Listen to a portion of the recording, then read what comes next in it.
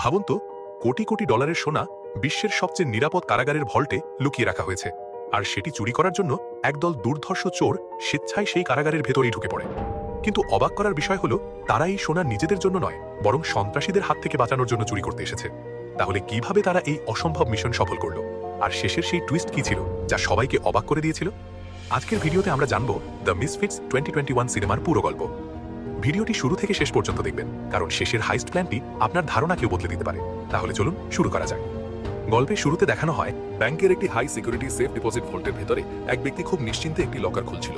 তার বক্তব্য অনুযায়ী প্রতি বছর হাজার হাজার ব্যাংক ডাকাতি হয়, কিন্তু বেশিরভাগ চোর ধরা পড়ে যায় কারণ ব্যাংক অবিলম্বে পুলিশকে খবর দেয়। সে মনে করত আসল চালাকি হলো সবসময় এমন মানুষকে নিশানা বানানো যারা নিজেদের অবৈধ কারবারের কারণে নিজেরা আইনের আশ্রয় নেওয়ার সাহস পাবে না। এই ভেবে সে এমন এক ব্যক্তির লকার খালি করে দেয় যে তার অবৈধ সম্পত্তি সেখানে লুকিয়ে রেখেছিল। এই চতুর চোরের নাম ছিল রিও। ছদ্মবেশ ধারণ করা ছিল তার সবচেয়ে বড় শক্তি, এবং তার একটি নিজস্ব নীতি ছিল, সে কখনোই কোনো নির্দোষ মানুষের উপার্জনে হাত দিত না। তবে রিও একা ছিল না, বিশ্বের বিভিন্ন প্রান্তে এরকম আরও অনেক লোক ছিল যারা আইনের বাইরে গিয়ে কাজ করত। এমনকি প্রতিপক্ষের পরিকল্পনা ও রিও ট্যাকটিসের সামনে বেশি সময় টিকতে পারত না। কিছুদিন আগেই সে একটি গোপন ল্যাব পুরোপুরি ধ্বংস করে দিয়েছিল, যেখান থেকে অবৈধ মাদকের চালান বিভিন্ন জায়গায় পাঠানো হতো। রিওর নিষ্পাপ চেহারা দেখে কেউ আন্দাজও করতে পারত না যে তার মাথায় সবসময় কত বিপজ্জনক পরিকল্পনা ঘুরপাক খাচ্ছে। কিন্তু গল্প এখানে শেষ নয়। এই দলের তৃতীয় সদস্য ছিল সমান বিপজ্জনক। পূর্ব ইউরোপের একটি পুরনো চার্চে হেলেনা অবস্থান করছিল, যে কিছুদিন আগেই মানব পাচারকারী একটি চক্রের কাছ থেকে বেশ কয়েকজন মেয়েকে উদ্ধার করেছিল। সেই ঘটনার প্রতিশোধ নিতে পুরো গ্যাংটি অস্ত্রশস্ত্র নিয়ে চার্চে পৌঁছে যায়, কিন্তু হেলেনা বিন্দু মাত্র ভয় না পেয়ে সোজা তাদের সামনে গিয়ে দাঁড়ায়। মাত্র কয়েক মিনিটের মধ্যে এসে তার মার্শাল আর্ট দক্ষতার মাধ্যমে একে একে সব হামলাকারীকে মাটিতে ফেলে দেয়। শেষ পর্যন্ত পুরো চার্চ থেকে নিজের পায়ে হেঁটে বের হওয়া একমাত্র জীবিত মানুষ ছিল সেই। এ পর্যন্ত রিও, ব্রাভো এবং হেলেনা একে অপরের কাছে সম্পূর্ণ অজানা ছিল। তিনজনই আলাদা আলাদা জায়গায় নিজেদের মতো করে অপরাধীদের শাস্তি দিচ্ছিল। কিন্তু তাদের জীবন সেদিন বদলে যায় যখন তিনজনের কাছেই ফুলের একটি করে তোড়া এবং সাথে একটি বিশেষ আমন্ত্রণপত্র পৌঁছায়। এই আমন্ত্রণপত্রটি পাঠিয়েছিল অ্যালেক্স নামের এক রহস্যময় ব্যক্তি, যে বিশ্বজুড়ে ছড়িয়ে থাকা দুর্নীতিবাজ ও বড় অপরাধীদের বিরুদ্ধে একটি দল গঠন করতে চেয়েছিল।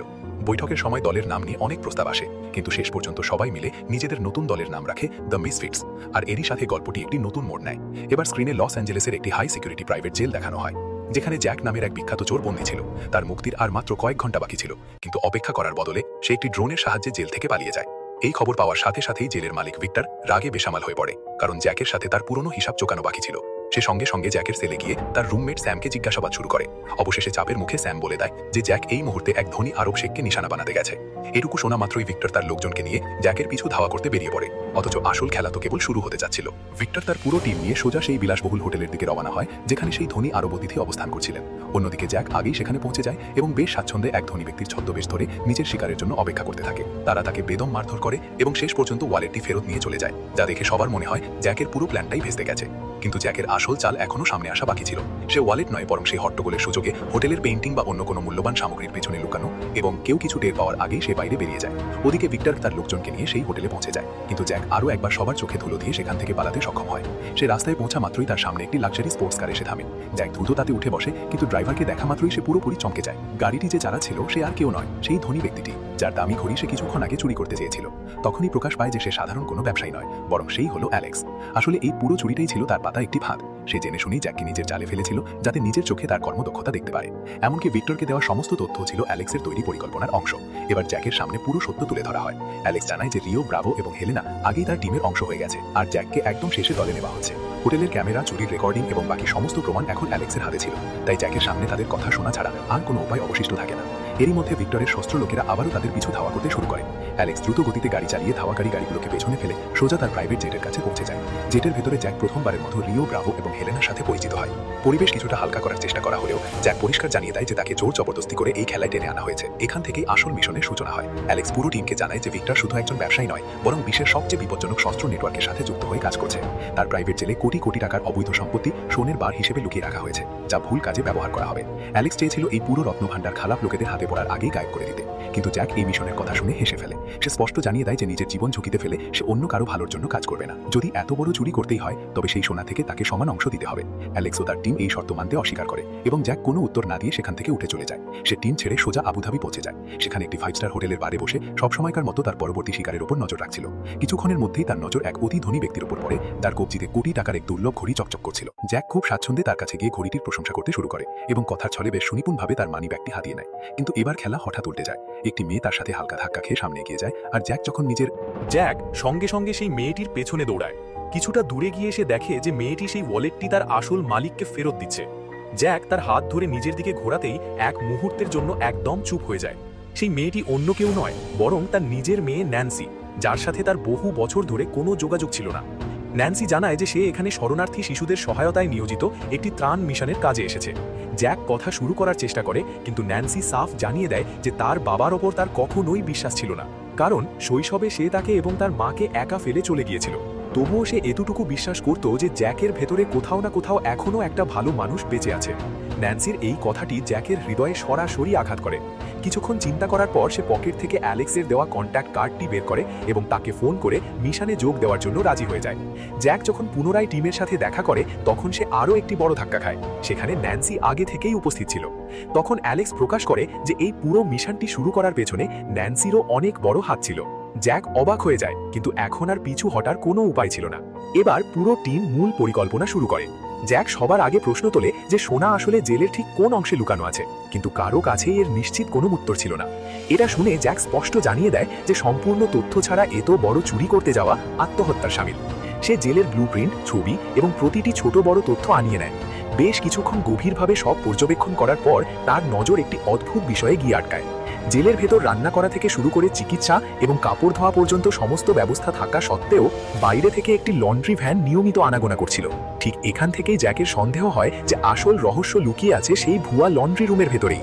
সে পুরো টিমকে বুঝিয়ে বলে যে বাইরে থেকে যদি কাপড় আনার কোনো প্রয়োজনই না থাকে, তবে এই লন্ড্রি ভ্যানের চক্করটা নিশ্চিতভাবেই এক মস্ত বড় ঢাকা চাপা দেওয়ার কৌশল। এখন পুরো টিমকে মিডল ইস্টের মধ্যপ্রাচ্যের সেই হাই সিকিউরিটি প্রাইভেট ডিটেনশন সেন্টারে পৌঁছাতে হতো, যেখানে একটি ছোট ভুলও তাদের পুরো পরিকল্পনা ধ্বংস করে দিতে পারত। কিন্তু সেই চরম সুরক্ষিত এলাকায় পৌঁছানোটাই ছিল একটা মিশন। পুরো দেশে নিরাপত্তা আগেই কয়েক গুণ বাড়িয়ে দেওয়া হয়েছিল, তাই অ্যালেক্স স্পষ্ট করে দেয় যে সরাসরি বিমানে নামলে পুরো টিম বিপদে পড়তে পারে। অবশেষে সিদ্ধান্ত হয় যে বাকি পথ মরুভূমির মধ্য দিয়ে উটের পিঠে চড়ে পাড়ি দেওয়া হবে। বিলাসবহুল গাড়িতে চড়ে অভ্যাস থাকা জ্যাক এই ভ্রমণে একেবারেই আনন্দ পায়নি, যেখানে রিও এবং ব্রাভো পুরো পথ ধরে তাকে নিয়ে হাসি মজা করতে থাকে। অন্যদিকে হেলেনা বরাবরের মতোই শান্ত থাকে এবং শুধু নিজের মিশনে মন দেয়। এই দীর্ঘ যাত্রায় জ্যাক প্রথমবারের মতো নিজের মেয়ে ন্যান্সির সাথে খোলাখুলি কথা বলার সুযোগ পায়। ন্যান্সি তাকে জিজ্ঞেস করে যে মিশন শেষ হলে সে কি আবারও তাকে ছেড়ে গায়েব হয়ে যাবে। জ্যাক ন্যান্সিকে কথা দেয় যে এবার সে তাকে একা ফেলে কোথাও যাবে না।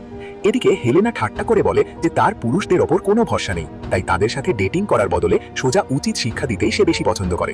এই হালকা মেজাজের কথাবার্তার মধ্য দিয়েই পুরো টিম মরুভূমির পথ পাড়ি দিতে থাকে। রাত হতেই তারা মরুভূমিতে ক্যাম্প তৈরি করে। নিরাপত্তার কথা মাথায় রেখে সিদ্ধান্ত নেওয়া হয় যে ন্যান্সি তার বাবার সাথে থাকবে না, যাতে হঠাৎ কোনো আক্রমণ হলেও দুজনে একসাথে বিপদে না পড়ে। পরদিন সকালে সবাই একটি হোটেলে পৌঁছায়, যেখান থেকে মিশনের পরবর্তী প্রস্তুতি শুরু হয়। এই সময় ন্যান্সি হেলেনাকে জিজ্ঞেস করে যে যদি সামনের শত্রুকে এক আঘাতেই ফেলে দিতে হয় তবে সে সবার আগে কি করবে। হেলেনা হেসে উত্তর দেয় যে সঠিক স্থানে করা একটি তীব্র আঘাত সবচেয়ে শক্তিশালী মানুষকেও কয়েক সেকেন্ডের মধ্যে মাটিতে ফেলে দিতে পারে।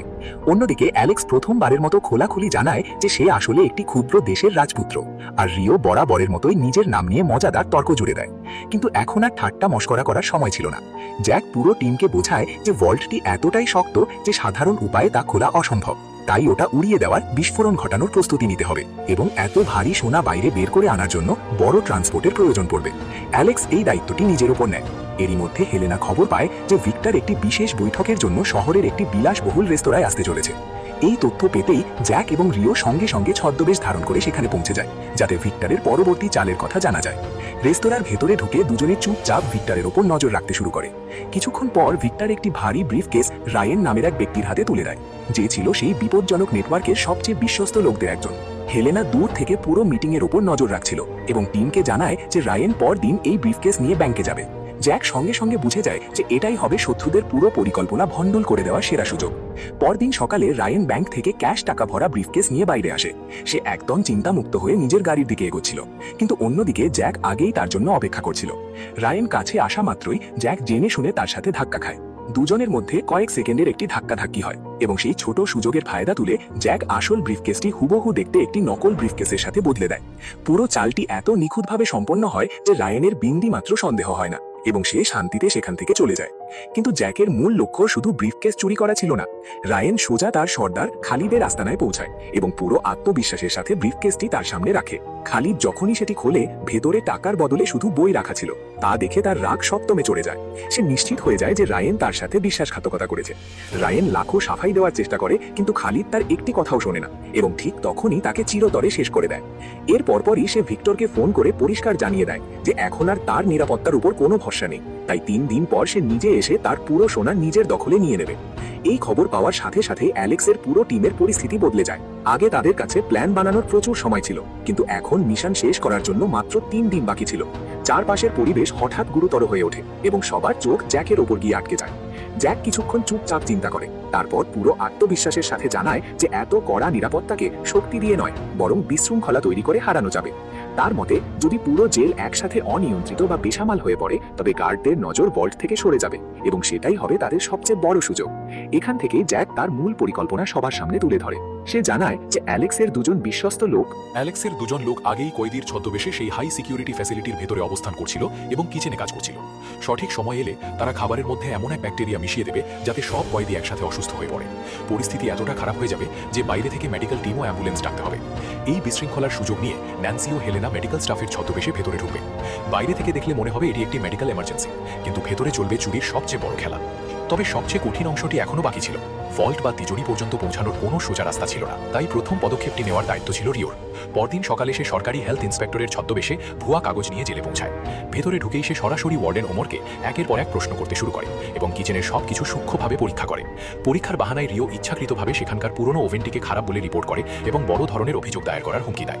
ওমর ঘাবড়ে যায়, কারণ খারাপ রিপোর্ট তার চাকরির জন্য বড় বিপদ ডেকে আনতে পারত। রিওর এই চাপই তাদের পুরো মিশনের পরবর্তী দরজা খুলে দেওয়ার মাধ্যম হয়ে ওঠে। ওমর সঙ্গে সঙ্গে রিওকে আশ্বস্ত করার চেষ্টা করে যে সে সব ত্রুটি দ্রুত ঠিক করিয়ে নেবে। এই ভাগে রিও খুব সাধারণভাবেই জিজ্ঞেস করে যে এই পুরনো ওভেনগুলো কোন কোম্পানির। ওমর কোনো সন্দেহ না করে কোম্পানির নাম বলে দেয়। বাইরে বসে থাকা ন্যান্সি ও টিমের টেক সাপোর্ট মুহূর্তের মধ্যেই সেই কোম্পানির যোগাযোগ ব্যবস্থা নিজেদের নিয়ন্ত্রণে নিয়ে নেয়। রিও তখন ওমরকে বলে সে যদি এখনই নতুন ওভেনের অর্ডার দেয় তবে রিপোর্টে ছাড় পাওয়া যেতে পারে। ওমর তড়িঘড়ি কোম্পানিকে ফোন করে, কিন্তু সেই কল গিয়ে পৌঁছায় সোজা জ্যাকের কাছে। জ্যাক কোম্পানির কর্মচারী সেজে কথা বলে এবং আশ্বস্ত দেয় যে পরদিনই নতুন ওভেন ডেলিভারি দেওয়া হবে। ওমর স্বস্তির নিঃশ্বাস ফেলে, আর অন্যদিকে টিমের জন্য জেলের ভেতর ঢোকার সবচেয়ে বড় অজুহাত তৈরি হয়ে যায়। তবে কেবল সুযোগ পেলেই চলতো না, তাদের সেই কোম্পানির আসল ডেলিভারি ট্রাকটিও দরকার ছিল, নতুবা প্রথম পদক্ষেপে পুরো প্ল্যান ধরা পড়ে যেত। রাত হতেই হেলেনা চুপচাপ একটি বারে পৌঁছায় যেখানে সেই কোম্পানির আসল ড্রাইভার উপস্থিত ছিল। সে অত্যন্ত চতুরতার সাথে তাকে কাবু করে। হেলেনা সেই ড্রাইভারের ইউনিফর্ম, পরিচয়পত্র এবং পুরো ডেলিভারি ট্রাক নিজের কবজে নিয়ে নেয়। ফলে টিমের কাছে ভেতরে যাওয়ার বৈধ কারণ এবং উপযুক্ত গাড়ি দুটোই ছিল, যা দেখে কারো সন্দেহ হওয়ার সুযোগ ছিল না। পরদিন মিশন শেষ পর্যন্ত শুরু হয়ে যায়। জ্যাক ও ব্রাভো কোম্পানির কর্মচারী সেজে নতুন ওভেন নিয়ে সোজা সেই হাই সিকিউরিটি জেলের ভেতরে পৌঁছে যায়। এর পেছনে ছিল এক বিরাট বড় পরিকল্পনা। ওদিকে কিচেন চেক করার সময় ওমরের হঠাৎ কিছুটা সন্দেহ হতে শুরু করে। সে নতুন ওভেন নিজে পরীক্ষা করার জন্য এগিয়ে আসে। এটা দেখে জ্যাক ও ব্রাভো সময় নষ্ট না করে ওভেনের প্রসেস ধোঁয়া দ্রুত বাড়তে থাকে এবং দুজনেরই দম বন্ধ হয়ে আসার উপক্রম হয়। কিন্তু বাইরে রিও ওমরকে ক্রমাগত বিভিন্ন প্রশ্নে ব্যস্ত রাখে। অবশেষে ওমরের নজর ওভেন থেকে সরে যায় এবং সে মেশিনগুলোকে ঠিক ধরে নিয়ে সেখান থেকে চলে যায়। এভাবে টিম এক মস্ত বড় বিপদ এড়িয়ে যায়। রাস্তা পরিষ্কার হতেই রিও তার পরবর্তী চাল ছাড়ে।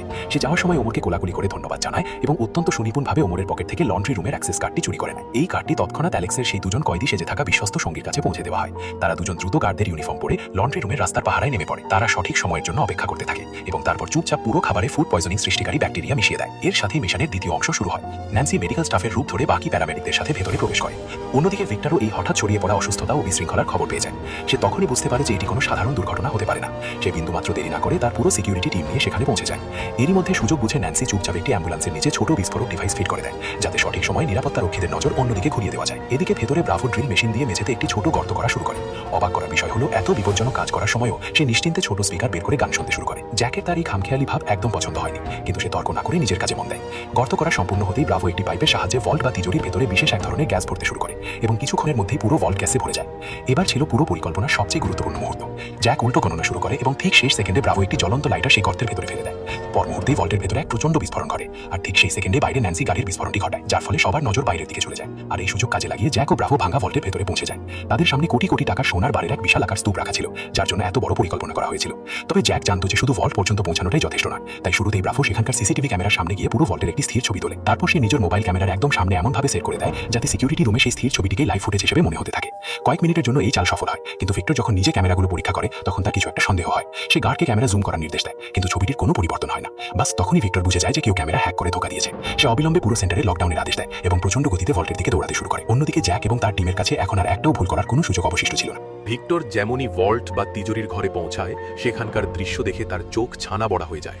মজবুত তিজোরিটি পুরোপুরি ভাঙা ছিল এবং ভেতরে রাখা সমস্ত সোনা গায়েব। এক মুহূর্তের জন্য সে মনে করে চোরেরা বুঝি মেডিকেল টিমের সুযোগ নিয়ে স্ট্রেচারের নিচে সোনা লুকিয়ে বাইরে নিয়ে যাচ্ছে। সে রাগে পুরো সেন্টার মাথায় তুলে নেয় এবং তার লোকজনকে আদেশ দেয় বাইরে যাওয়া প্রতিটি অ্যাম্বুলেন্স, প্রতিটি স্ট্রেচার এবং প্রতিটি মেডিকেল গাড়ি যেন ভালোভাবে তল্লাশি করা হয়। সিকিউরিটি টিম প্রতিটি গাড়ি আটকে চেক করতে থাকে, কিন্তু কোনো গাড়িতেই সোনার একটা ছোট টুকরোও পাওয়া যায় না। এতে ভিক্টর আরও বেশি বিভ্রান্ত হয়ে পড়ে। ঠিক তখনই সে দ্বিতীয় খবরটি পায় যে খালিদ নিজে তার সোনা নেওয়ার জন্য সেখানে পৌঁছে গেছে। এখন ভিক্টরের ওপর দুই দিক থেকে চাপ বেড়ে গিয়েছিল। সোনা না পাওয়া গেলে তাকে নিজের সহযোগীদের সামনে জবাবদিহি করতে হবে। এই হট্টগোলের মাঝেই ভিক্টরের নজর পড়ে অদ্ভুত কিছু মানুষের উপর। তারা কেমিক্যাল প্রোটেকশন স্যুট, সুরক্ষা পোশাক পরেছিল এবং একটি বিশাল ও ভারী ক্রোট বা বাক্স লন্ড্রি ও ময়লা নেওয়ার ভ্যানে লোড করছিল। ভিক্টরের এক লোক তাদের আটকে জিজ্ঞেস করে যে এই বাক্সে কি আছে। উত্তর আসে এর ভেতরে বিষাক্ত মেডিকেল বর্জ্য আছে, যা এখনই বাইরে পাঠানো জরুরি।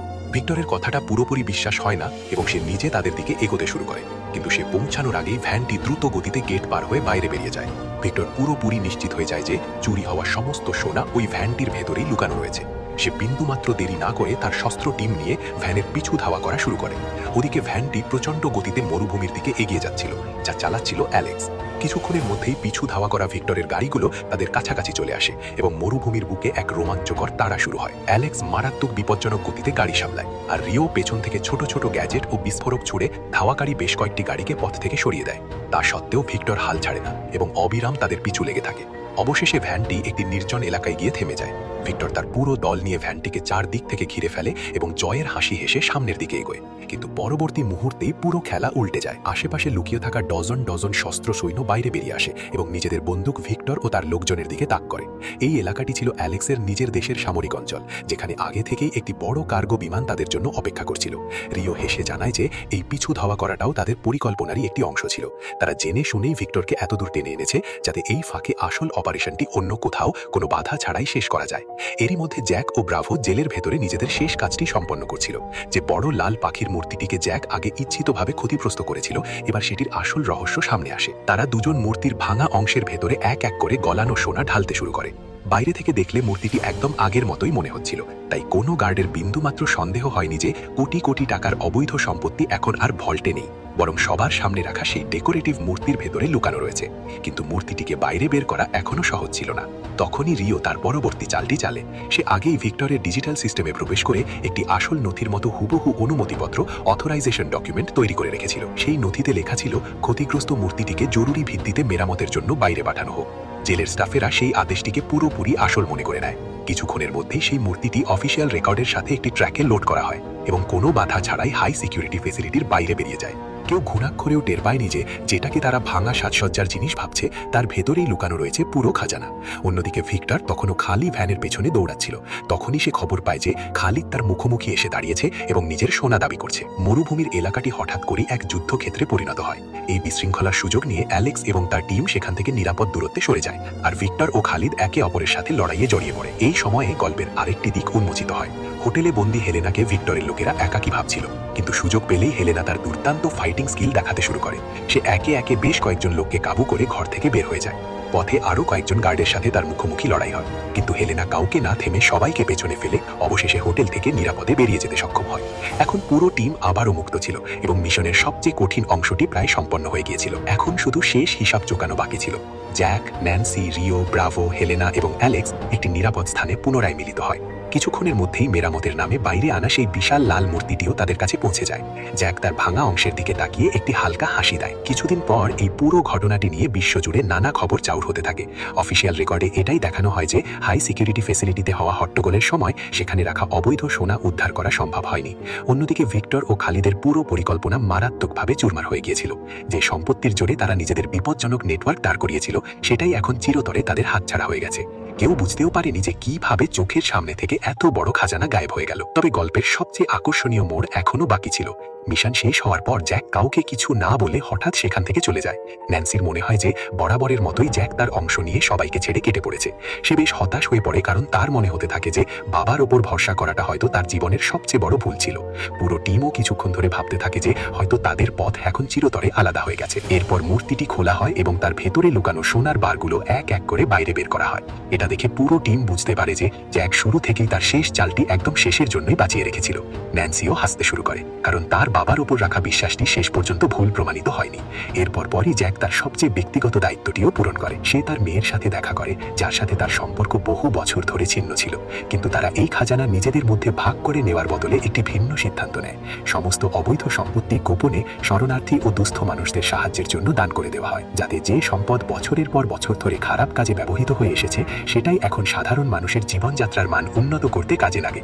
পুরো টিমকে আবারও একসাথে দাঁড়িয়ে থাকতে দেখা যায়, তবে এবার কোনো চুরি বা মিশনের জন্য নয়, বরং এটি উপলব্ধি করার জন্য যে আসল জয় শুধু খাজানা হাসিল করা ছিল না, তারা একটি বিপজ্জনক নেটওয়ার্কের ক্ষমতা কেড়ে নিয়েছে, বহু নির্দোষ মানুষের ভবিষ্যৎ সুন্দর করার পথ খুলে দিয়েছে এবং নিজেদের অসম্পূর্ণ সম্পর্কগুলোকে দিয়েছে এক নতুন সূচনা। জ্যাক হেসে তার টিমের দিকে তাকায় এবং সবাই নিজ নিজ গন্তব্যে নিজেদের নতুন জীবন শুরু করার জন্য রওনা হয়ে যায়। ঠিক এখানেই দ্য মিসফিটস 2021 সিনেমাটির সমাপ্তি ঘটে।